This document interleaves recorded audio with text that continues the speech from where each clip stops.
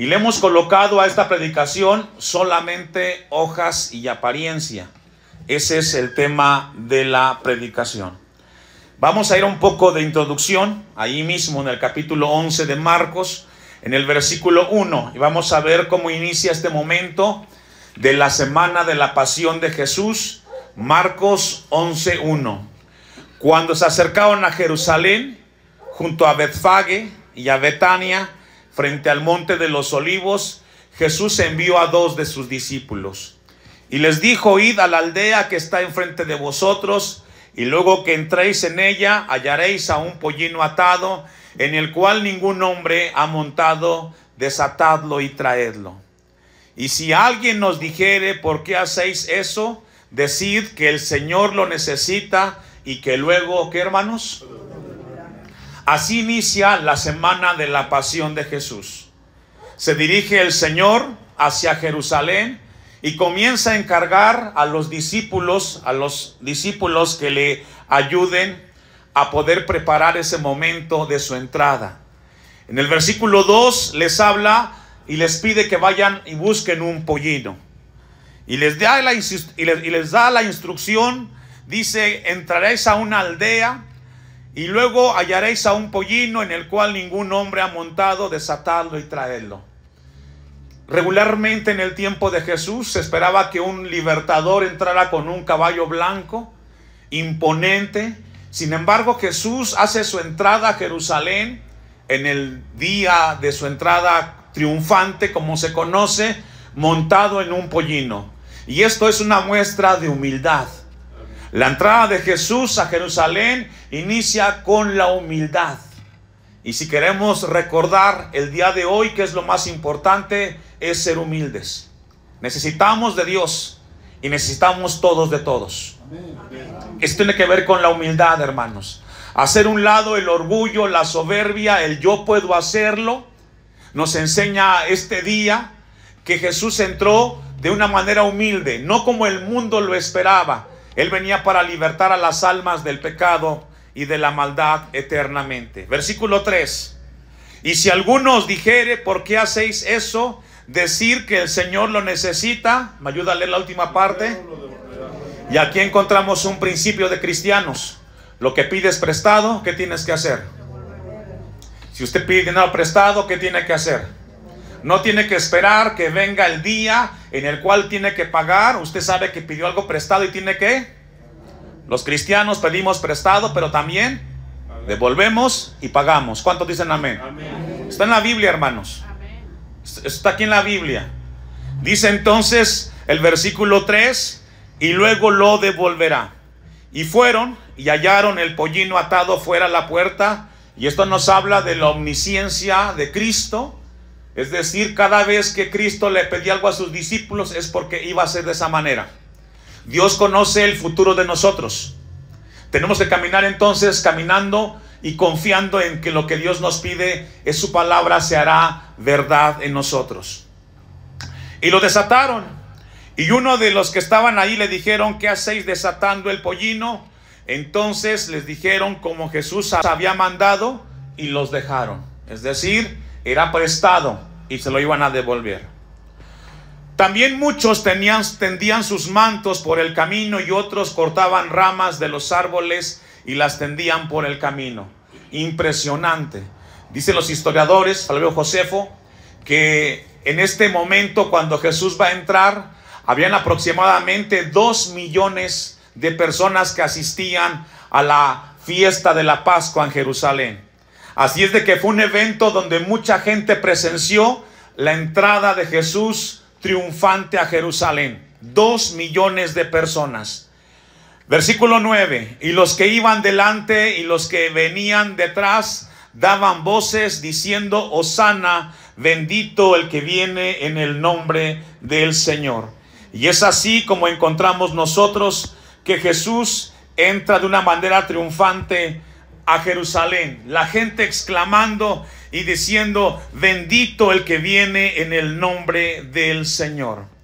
Mateo 21, versículo 9, nos amplía un poco más lo que Marcos está precisando en el capítulo 11.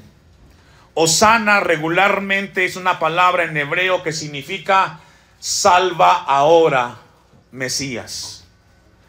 Eso es lo que significa la palabra Osana, salva ahora, Mesías.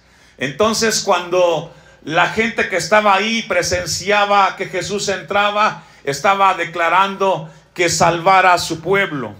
Dice Mateo 21:9, y la gente que iba delante y la que iba detrás aclamaba diciendo, Osana al Hijo de David, bendito el que viene en el nombre del Señor, Osana en las alturas. Es una forma de expresar que la salvación de Dios venía hacia el pueblo de Israel y luego hacia nosotros como iglesia del Señor. Esto que menciona Mateo 29:1 es un versículo del Salmo 118, versículo 26. Entonces también se cumple una profecía que se había hablado de Jesús en ese momento. Ahora, este júbilo que presenciaban en ese momento Jerusalén con la entrada de Jesús, también llegó hacia los fariseos, hacia los escribas, los cuales no estaban muy de acuerdo con lo que estaban presenciando sus ojos en ese momento. Volvamos a Marcos, versículo 11, versículo 10 y 11 para entrar en la predicación de esta mañana. Bendito, dice el versículo 10, el reino de nuestro padre David, que viene Osana en las alturas. 11. Y entró Jesús en Jerusalén de esta forma, y en el templo, y habiendo mirado alrededor todas las cosas. ¿Qué miró Jesús? Y sabe que eso no se ha perdido hasta el día de hoy. Jesús entra a un lugar de reunión como este lugar donde estamos, y Él observa lo que estamos haciendo aquí. ¿Quién está atento? ¿Quién está durmiendo? ¿Quién está viendo mensajes de WhatsApp? ¿Quién está contestando? ¿Quién está haciendo, no sé, posteando algo? La casa de Dios es para escuchar la palabra de Dios. Y hay que estar atentos. Jesús observa todo lo que hacemos en la casa del Señor. Dice el versículo 11, y habiendo mirado alrededor todas las cosas, como ya anochecía, se fue de Betania con los 12. Así concluyó la entrada triunfal de Jesús, observando lo que pasaba en el templo en ese momento. Y esto es muy importante tener presentes, hermanos. Cada vez que nos reunimos, Dios está en este lugar, la presencia de Dios está en este lugar, y Él espera que todos los que estamos aquí estemos atentos a la palabra que es predicada. Amén. Versículo 12. Y al día siguiente, es decir, ese lunes, al día siguiente, cuando salieron de Betania, tuvo hambre. Y viendo de lejos una higuera que tenía hojas, fue a ver si tal vez hallaba en ella algo. Esto es muy importante, lo que sucede al siguiente día de la entrada triunfal de Jesús. Regularmente el higo es un árbol frutal, y nos habla de que ese árbol tendría que estar en ese momento ya preparado para dar frutos. El higo representa en la Biblia siempre al pueblo de Israel. Así lo habla en el Antiguo Testamento. Vamos a ver Mateo 21, 19, y vamos a ver qué nos dice de manera paralela el evento del encuentro de Jesús con la higuera. Porque nos dice algo preciso Mateo acerca de la higuera. Dice el versículo 13 de Marcos, en lo que usted busca, Mateo 21, 19, que Jesús tenía hambre y que vio una higuera. Ahora, dice el versículo 19 de Mateo 21, y viendo una higuera cerca de ¿qué? Es decir, este árbol frutal era un árbol público. Estaba sobre una calle, sobre un lugar donde la gente del pueblo caminaba y veía, y regularmente se alimentaba del fruto de ese árbol. Cuando habla Mateo que era un árbol junto al camino, nos habla de que la gente se alimentaba. No era un árbol privado, no era de alguien en particular. Estaba a la vista de la gente. La gente pudo haber visto este árbol muchas veces y se pudo haber percatado de que era un árbol que la gente del pueblo cuando pasaba por ahí comía.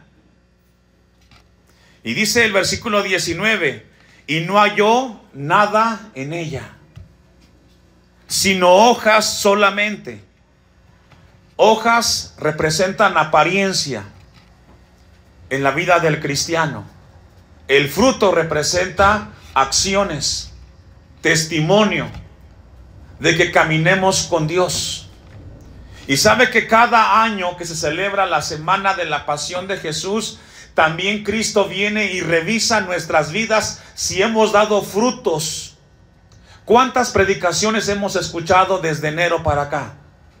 ¿Cuánta palabra de Dios hemos recibido, hemos escuchado?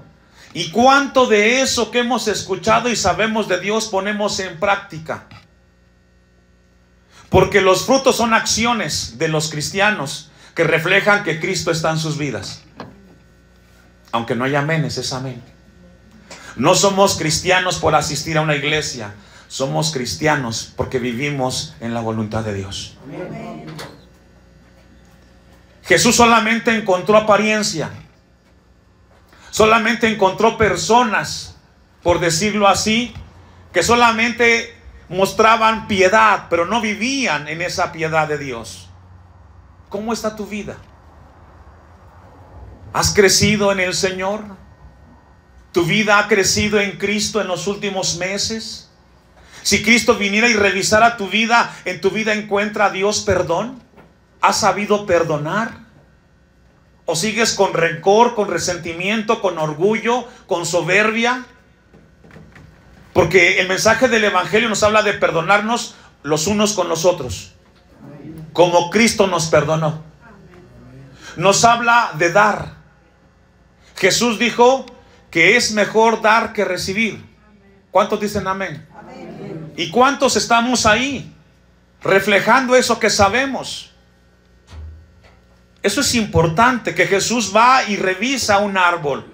Y en esta mañana está revisando a la iglesia en este lugar. Y está viendo qué hemos hecho con la palabra que nos ha dado.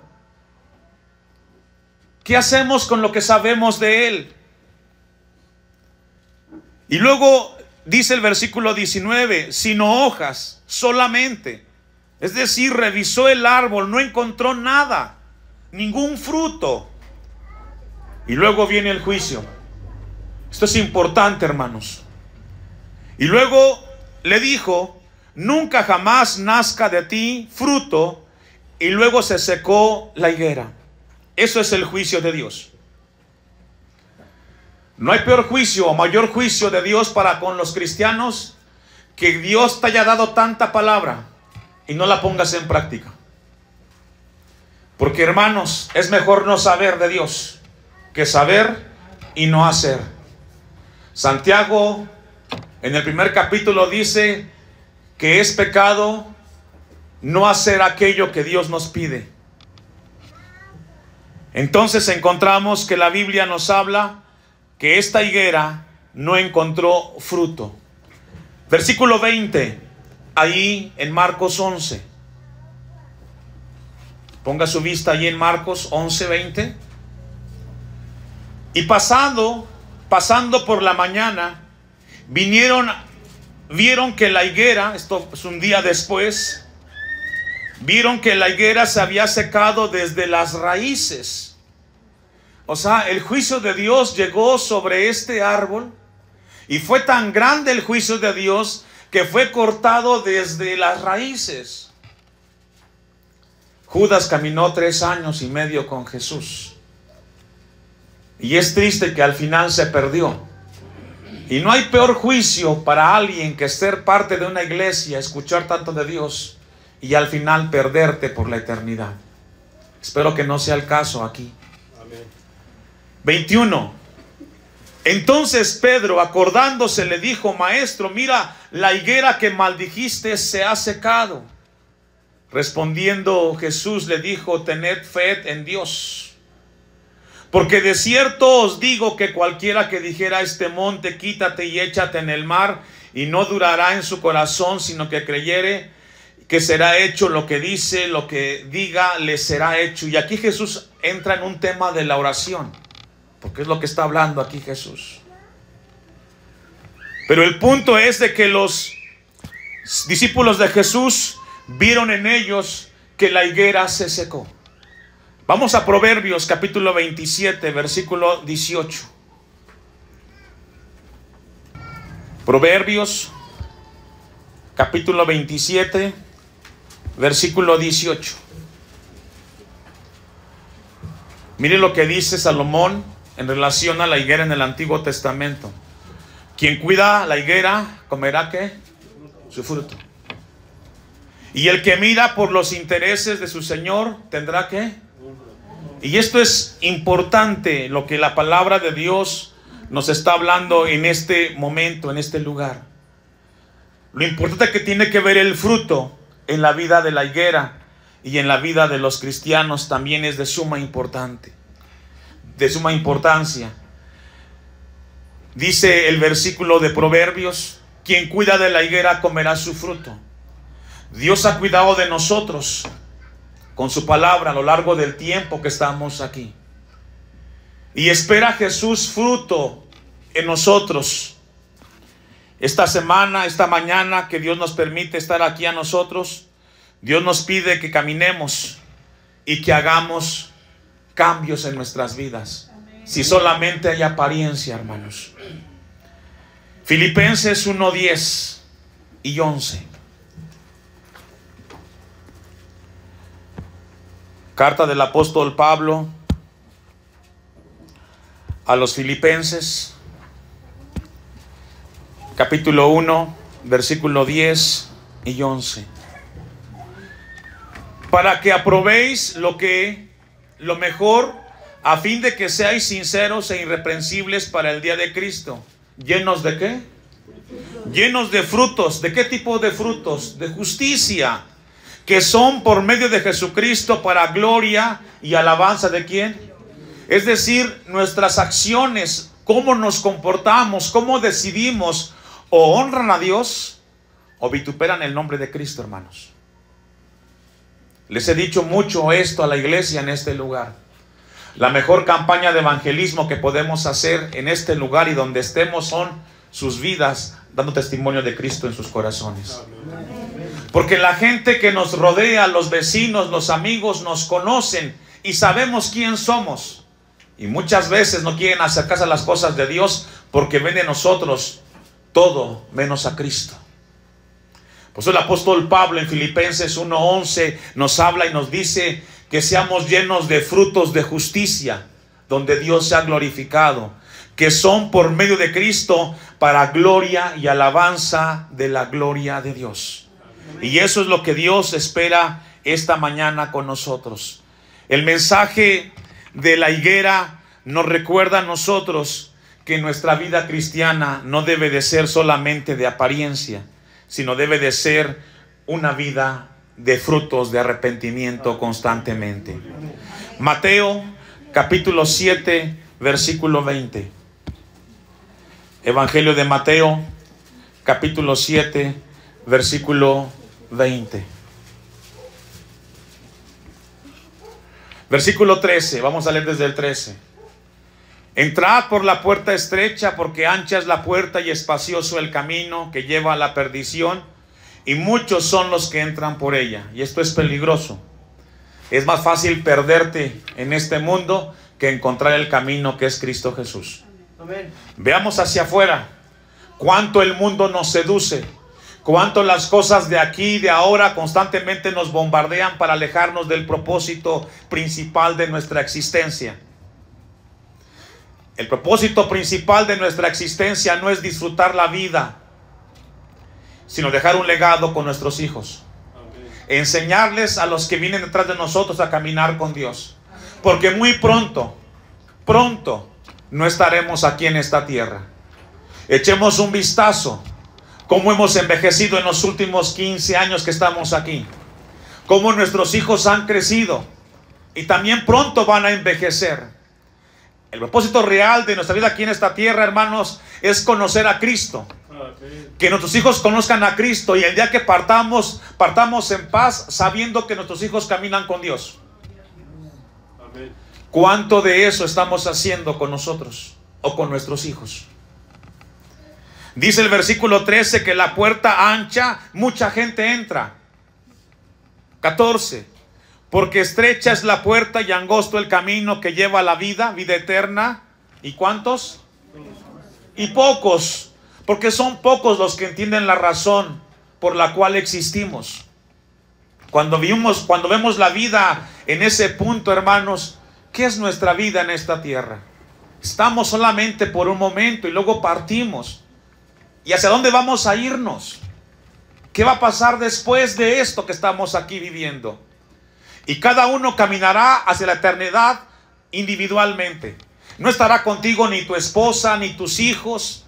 Solamente tú con el Creador te encontrarás. Es tan importante encontrar a Cristo en esta tierra. 15. Guardaos de los falsos profetas, que habla de engaño, que vienen a vosotros con vestidos de ovejas, pero por dentro son lobos rapaces. Este tipo de personas, dice el texto 16, por sus frutos los conoceréis. ¿Acaso se recogen uvas de los espinos o higos de los abrojos? Así todo buen árbol, ¿qué da? Todo cristiano que ama a Dios, usted lo escucha, usted lo ve en problemas, y el cristiano, en lugar de que maldiga, descansa en Dios, confía en Dios y espera en Dios. Todos tenemos pruebas y tribulaciones. En la semana visitábamos enfermos, algunos atribulados, afligidos, pero con esperanza. Descansaban en Dios. Finalmente el cuerpo en esta tierra se desgasta, a veces se enferma y pasa por momentos altos y bajos de salud. Pero qué importante es caminar con Dios. 18. No puede el buen árbol dar malos frutos, ni el árbol malo dar frutos buenos. Es imposible. El que es cristiano y el que no, no lo es. Todo árbol que no da buen fruto, ¿qué le pasa? Y echado en el fuego. Ese es juicio de Dios. Saber de Dios y no poner en práctica las cosas de Dios te lleva a ser desechado por el Creador. Es importante que en esta mañana revisemos cuánto hemos crecido en Dios, porque la higuera representa eso, que Jesús viene y revisa nuestras vidas, y Dios quiere que no encuentre solamente apariencia de que somos, pero que no vivimos en el Señor. Vamos a concluir. Lucas 13, versículo 6. Evangelio de Lucas. Amén. El mensaje de la higuera nos recuerda que no dar frutos tarde o temprano traerá consecuencias a nuestras vidas. Lucas capítulo 13, ¿ya lo tiene? Amén. Versículo 6. Dijo también esta parábola. Tenía un hombre una higuera plantada en su viña y vino a buscar, ¿qué? Fruto en ella. Esto es natural, es algo de la naturaleza. Tener un árbol, plantar un árbol frutal, te lleva a cuidarlo. Y cuando viene el tiempo del fruto, tú vas y ves qué pasa con ese árbol. ¿Cierto o no? Sí. Estamos en primavera y comenzamos a ver los árboles frutales que se llenan de flores. Y vamos y revisamos. Y estamos con la expectativa de que algo ocurra con ese árbol. Que con el paso de las semanas y de los meses podamos disfrutar de un trabajo y de un esfuerzo que se hizo. Y es lo que dice el versículo 6. Y vino a buscar fruto en ella y no la halló. Y dijo al viñador, he aquí, hace 3 años. ¿Cuánto tiempo? 3 años. Que vengo a buscar fruto en esta higuera y no la hallo. ¿Cuánto tiempo tenemos de ser cristianos? ¿Cuántas predicaciones hemos escuchado? Es algo importante, hermanos. Y esto no es personal, porque no quiero que lo tome personal. Pero mi deber como pastor es llevarlo a usted a enfrentarse con la realidad de escuchar el Evangelio. Ciertamente son buenas nuevas el Evangelio de Dios, pero también es una responsabilidad la palabra del Señor. Amén. Hace 3 años que vengo a buscar fruto en esta higuera y no la hallo. Córtala, para que no inutiliza también la tierra. Él entonces respondió, le dijo: Señor, déjala todavía este año, hasta que yo cabe alrededor de ella y la abone. Y si diere fruto, bien, y si no, ¿qué? Hermanos, hoy Dios todavía tiene misericordia de nosotros. Hoy todavía Dios tiene misericordia. Pero Dios también llega al final de su misericordia. Dice que viene un tiempo en el cual la va a cuidar, la va a abonar. Versículo 9: y si diere fruto, bien, y si no, la cortarás después. Oramos a Dios que no seamos cortados por el Señor. Que si Dios permite el próximo año y nos concede vida y estamos, y venga Jesús y revise en la semana de la pasión de Jesús nuestras vidas, estemos dando frutos, estamos sirviendo. Hay tantas cosas que hacer en la iglesia de Dios. A veces somos comisionados. Hoy, por ejemplo, vemos el tema de los jóvenes. Les toca la bendición el día de hoy, ¿cierto o no, jóvenes? Es una bendición servir a Dios, dar frutos. No dejemos de dar fruto, hermanos. Que cuando venga el Señor y revise nuestra vida, podamos escuchar las palabras de Cristo que dice: buen siervo y fiel, en lo poco fuiste fiel, en lo mucho te pondré. Si no podemos ser fieles en cosas pequeñas, hermanos, ¿cómo Dios nos colocará en cosas grandes? Lo que tengamos, lo que Dios nos ponga a hacer, hagámoslo de corazón, hagámoslo con amor, porque es para Dios. Si Dios nos da la bendición de participar en algo, antes de cuestionar, digamos: Señor, gracias porque te acuerdas de mí y puedo participar y servir. Y doy frutos con sacrificio, con esfuerzo, pero aquí está mi vida como ofrenda viva para tu gloria y para tu honra.